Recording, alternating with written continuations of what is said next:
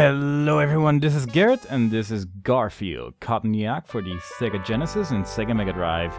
And the main reason I'm playing this game is because it's a Garfield game, because it's honestly not the greatest game ever made, but the sprites in this game look amazing, and that's why I'm playing it. But first, we are going to go to the options when seeing the beautiful Garfield pushing animation, and change the difficulty to normal, because we are not kitties, we're normal people. And the password system is not going to be used, but I think you get a password when you get a game over, and that's about it. And other than that, there's some sound test stuff and a bonus round, which you're going to see in the game anyway. So, I'm just going to get started with the game immediately, made by Pause. This might actually be the only game they've ever made, but I'm honestly not sure. But I'm just going to get started. These are all the power-ups that we'll see in the game, but I'll discuss them when we actually see them in-game, rather than on a splash screen. And this is the end of our broadcasting day, and that causes Garfield to be so scared by Odie's bark that he flies up and destroys the entire television. Which is a most saddening tale indeed, but fortunately, Garfield is incredibly tech-savvy and just fixes it using the magic of his fixing skills, and everything looks to be okay. So he'll just throw away all those unnecessary parts that he clearly didn't really need anyway. But unfortunately, the TV parts come to life and suck Garfield into the television, which is really most unfortunate. But, you know, you gotta have a story somewhere in your game, and that is the story we are going for. And that is why we are now in TV land, where we will make our way to the right, because right now we can only jump, so we're just gonna go to the first level right now. And an interesting thing about this game is that every level is based on some sort of TV show or movie or just genre, really. And the first one being based on Count Dracula, which I quite like. And of course, Count Dracula was known for having those vampire hunters fighting with torches and throwing skulls at people. And that is exactly what we're gonna do. We're gonna throw skulls at the army of skeletons flying around in here, fall into the hole, not get hit by the ghost, which you might not actually be able to see because they blink really rapidly, and that might not be very easy to see on a video. And pull on the Odie tongues hanging from the ceiling in order to make elevators go up. Hopefully I'll get there in time. I will. And try not to get knocked off the elevator, because that would be very saddening indeed. And now that we are elevated upwards, we can go forward. Now, as you might have already guessed, you can pick up these skulls and they add up to your ammo. And I think the only difference between normal and kitty difficulty is one boss, and that you start off with less ammo. And that seems to be the only difference between the two difficulties, but there you go. It's fine, really. Anyway, then it's gonna open that and a ghost comes out, which, again, you may not be able to see because, hey, video, YouTube, yay! 30 frames per second is actually not enough, but there you go. Just make our way forward. Get Pookie over here. Pookie is the halfway point, so if you're ever in trouble, just get a Pookie, because then when you die, you'll just get back there again. And food, just general food items are healing items, so like there's hamburgers and pizzas and whatever, pretty much scattered throughout every level. And there are actually so many of them that you shouldn't really worry at all. Now jump over the hole here, which might be a bit hard to see, but it is in fact a hole, because when you fall into that hole, you basically have to walk back again, and it's kind of annoying, so try not to let that happen. And there is actually another hole coming up after we get hit by every enemy in the game, but there are so many healing items that it doesn't really matter. But there's a hole over there, and if I'm just gonna take damage here, like even these fences deal damage if you stand on them. But it's pretty much a safer way, because once you fall in there, you just feel sad. Also, I like how the gravestone is mirrored, so that rip is just... that's good, I didn't even notice that until now. But yeah, just gonna grab the hammer to show up what it does, because it basically enables us to play a little bonus game at the end of each level, which is kind of nice. But anyway, grab the remote, which sends us to the first boss, which is also the reason why I started playing this game, and that is Vampire Odie. Because this is actually the best sprite I've ever seen in any game ever. And to beat him, you have to wait for him to go there, and then grab the curtain, which will cause him to get hit by the sun for a while, and that'll make him really sad. Now, pretty much the only strategy here is to watch out for bats and watch out for him flying towards you, because that's the only time you're ever going to get hit. Once he stops moving, you can actually hit him, get him to go into a casket, and that forces him to get hit by one of these solar flares coming out of that thing. And it might be a bit hard to realize what you have to do in this battle at first, to be honest, because To be fair, the curtain just kind of looks like a background object, so there you go. And I wasn't actually fast enough there, but fortunately a hamburger sometimes falls out of the casket there, so it's not too much of a worry. The bats are really random, which is kind of annoying actually. Like, they don't really target you so much as they target the world and kind of just try to murder everything that exists ever. But that means that it's kind of hard to predict where they're gonna go, but oh well. Now we've beaten Vampire Odie, we go to the bonus game that we got by picking up the hammer, and it's basically the worst thing anyone has ever put in a game. Basically, at the start it says who you're not supposed to hit, and that's that woman. I think her name is, I don't even remember her name, to be honest. But basically the idea is that you don't hit her while hitting everyone else, and occasionally letters will be able to be... You can hit letters that appear every now and then. And once you write down the word Garfield, you get a continue. Now, continues are useless, because I don't think you will actually die very often once you actually figure out what you're supposed to do. So that is kind of nice, I guess, but yeah, it is real. It takes incredibly long to do that minigame, and I'm honestly not gonna bother with it because this minigame is just more fun. It tells me to win life, which is kind of nice, and it only says that because I picked up enough Pookies to win a life, and that is how that works. Because it says the amount of Pookies you need to collect in order to get a life and to get a continue. And to get a life is kind of tricky. To get a continue is borderline impossible in most of those levels because it goes incredibly quickly. And you pretty much need to get all of them. I might be able to get it on the last mini game of the game, but I honestly don't expect it because it is just really tricky for some reason. I don't know why it's so difficult, but maybe I'm just not very good at it. But anyway, we are going to the Revenge of Orangebeard, where we are a pirate. And we have our little wooden sword, and we fight evil fish and skeletons, get the coffee mug, which of course makes you invincible, as coffee often does. And you may not actually be able to see that it is currently in effect, because the only real difference between having like the invincibility and not having it is that Garfield slightly glows. Like, it is virtually impossible to see for how long it's actually still active, but there you go. Just make your way forward, and these enemies are a bit weird, like the weird hand things. I think you're supposed to jump over them, but sometimes you're not supposed. Like, it seems random for which enemy you have to jump over it and which you don't, so it's just kind of guesswork. But like that one you have to jump over it, the other one you have to go under it. I really don't know how you're supposed to tell what you're supposed to do, but like overall it seems to work if you just try to jump over the hand part of the hand, which is a strange thing to say out loud. Now if I don't stop jumping, then I can actually get an extra life up there, but you basically just have to jump to the right and try not to accidentally fall in the water, because then the timing is weird and then it becomes really hard to do for some reason. But the only thing you get out of it is an extra life, so you don't really need to do that unless you really are struggling on staying alive, really. But as I said, there's a lot of healing items. I think the pizzas in this game basically just function as giving you all your health back, which is kind of nice. There's another life up there, which I just picked up, which you didn't actually see because it's behind a platform in the foreground, and thus we arrive at the most horrible part of the game. Not gonna bother with that hammer because, again, the bonus game is just annoying, but yeah, this is where the monkeys come in. The monkeys and the weird yellow chicken things, and right now the monkeys are not too bad, and there's some turtles here which are only in this part of the game, so do look at them for a while because they are incredibly adorable.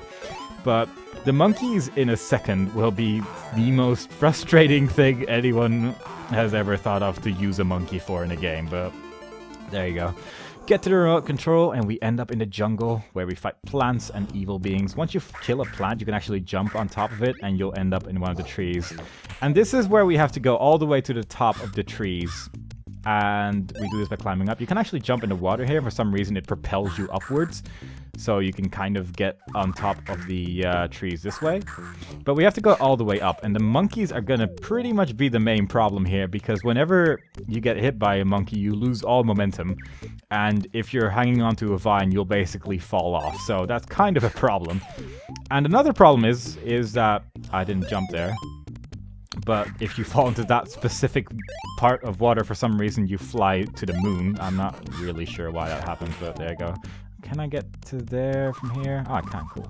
So another problem is that these vines, it's kind of hard to tell when you can jump and when you can't, because usually when you're on a vine and you try to jump, except for specific locations, you'll just hit an invisible wall, which is so much fun, because it just makes it very hard to see where you're actually supposed to jump. And as I said, those monkeys, when they hit you, you'll fall off the vine, you'll lose all momentum when in the air, and so forth. Like, it's so much fun. And these chickens can be annoying because they respawn until infinity. And I fell some more because the monkey hit me with the banana.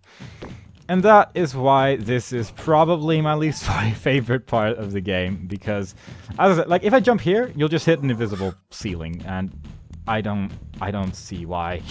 I don't see why, but I guess otherwise it would have been a really short section because you would just be able to jump really quickly to the top, I can pretty much assume, but there you go.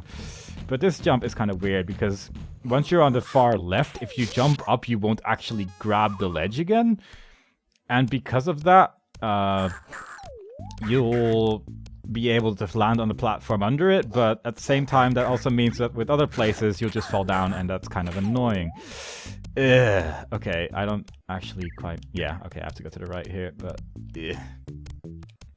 Jumping down vines is scary, and you can't actually attack while hanging onto a vine. You have to jump, and then you can briefly attack. So you pretty much have to be really, really careful, because otherwise you're gonna fall all the way down. And you won't actually die if you fall all the way down, you'll just fall all the way down, so you'll just have to go all the way back up again.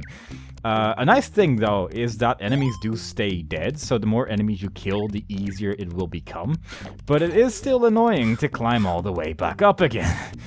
And you can collect, like, the ammunition, but it's kind of pointless, because once you go to a next level, your ammunition is just reset to 10 anyway.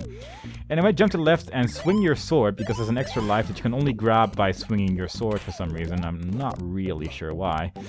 And you can actually use this plant to get up there, and you can jump to the right that way, and it'll be slightly easier, I guess. I've never managed to do it because all the bats are in the way. But you can technically do it if you somehow manage to avoid all bats while climbing a vine where you can't attack. So if you can do that, then well done, because I've never been able to do it. But you can use the plant to get up here. You can also just climb up. You can also climb up this vine if you want. There's no real reason to, though, but, you know, you can. And thus we go to the remote to go to the second boss of the game. Now, this boss... you might as well just keep that hamburger floating over there in case something goes wrong, but it's basically a matter of throwing bombs. And you can actually just stay in the water and throw bombs, and you'll probably actually survive through it. That parrot is actually really annoying, because for some reason it just kind of teleports you into the water, and it's really quite rude. But just basically spam attacks, and eventually he'll die. If something goes wrong, you can just grab the hamburger, so you'll get some health back again, and you can also just be safe by standing on those platforms, but you might as well just throw bombs until he's dead, really. Like, on kiddie difficulty, it's actually kind of nice to have the extra ammo, because you can just spam ammo, and whoops, I forgot to hit. Oops, how silly of me. Also, I should mention in that minigame, if you miss once at all, you fail. So you have to hit every single thing you can hit, except for the one where it tells you can't hit it at the start of the level. So yeah, it's great fun, really. Like, I'm glad they put that minigame in the game. I think more games should have a whack-a-mole minigame like that. It's an innovation to gaming as we see it today, and you can clearly see it back in newer games these days, because it was so good, and more games were like, wow, we need this.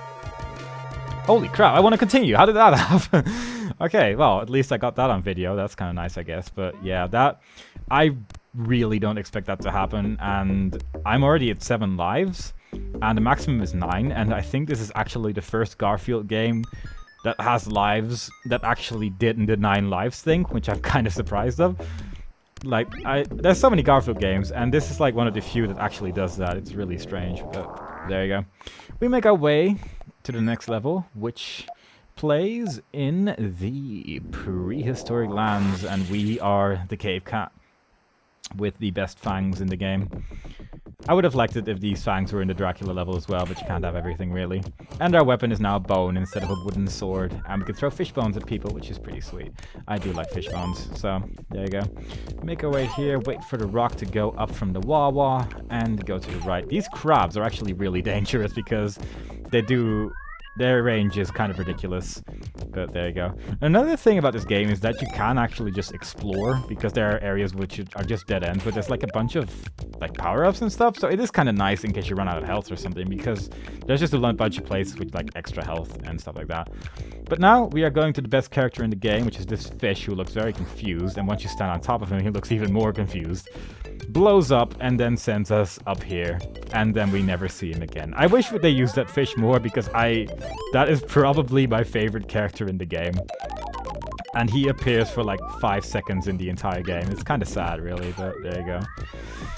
I should probably use projectiles more, but I don't, because I can't really be bothered. Like, I rarely, like, because you don't see very far ahead of you, it's kind of hard to tell when you have to use a projectile. And by the time you can see the enemy, like, by the time you realize there's an enemy in front of you, you're like, oh, I guess I'll just attack. So, yeah, it seems kind of redundant, but there you go.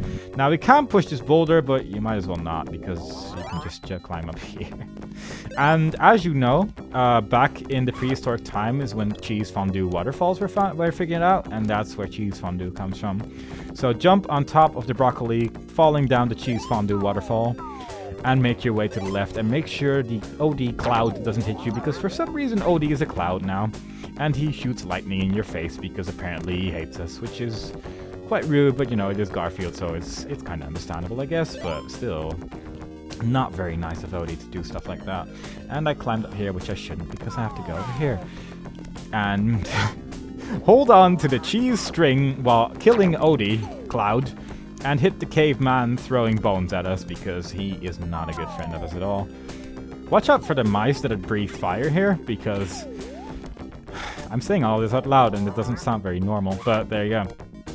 Watch out for the mice, because for some reason they breathe fire, and then wait here for a bit, because it takes a small amount of time for this broccoli to fall down, and I don't really know why, because once it starts falling down, it falls down forever. Like, whenever you come back here, it'll still be here falling down, so I'm not sure why it takes so long the first time.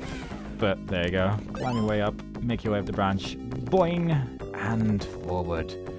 Again, we can't jump quite high enough to reach that area, but you know, that's why we have more branches, but we don't actually need to go there anyway. There's nothing really there, so just make your way to the left. The left is far more cooler. I mean, there's cheese. And wherever there's cheese, there's victory, for victory smells an awful lot like cheese sometimes. Now, make your way up here using the branches. Try not to get hit by every single thing that moves, because every single thing that moves is out to kill you, as with most Genesis / Mega Drive games, really. And don't get hit by fire coming out of the floor. It's not very good for you. Also, a lot of these like foreground objects have items hiding behind it, like health power-ups and stuff, so dying in this game, as long as you don't accidentally fall too far down and have to go back up again, is actually kind of hard, with the exception of a few areas in the game, and most of those are just the boss battles.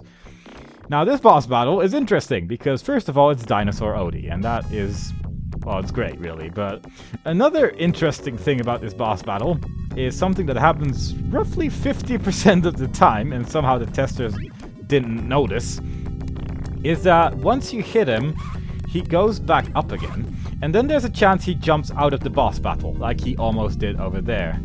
And once he does that, he won't come back again, and you're stuck here until you reset the game.